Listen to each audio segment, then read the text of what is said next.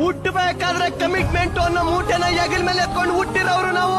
ಮೀಸ ಬರೋಕ್ಕಿಂತ ಮುಂಚೆನೆ ಅಕ್ಕ ತಂಗಿ ಜೀವನಕ್ಕೆ ಮೆಟ್ಲಾಗುವಂತಾರೆ, ಗ್ಯಾಪ್ ಅಲ್ಲಿ ಲೈಫ್ ಅಲ್ಲಿ ಸೆಟ್ಲ್ ಆಗುವಂತಾರೆ. ಪ್ರೀತಿ ಮಾಡೋ ವಯಸ್ಸಲ್ಲಿ ಆಸ್ತಿ ಮಾಡುವಂತಾರೆ, ಆಸ್ತಿ ಮಾಡ್ಕೊಂಡು ಮದುವೆ ಆಗಂದ್ರೆ ಏಜ್ ಜಾಸ್ತಿ ಆಯ್ತು ಅಂತಾರೆ. ಲವ್ ಮ್ಯಾರೇಜ್ ಅಂದ್ರೆ ಬ್ಯೂಟಿ ನೋಡ್ತಾರೆ, ಅರೇಂಜ್ ಮ್ಯಾರೇಜ್ ಅಂದ್ರೆ ಗೌರ್ಮೆಂಟ್ ಡ್ಯೂಟಿ ನೋಡ್ತಾರೆ.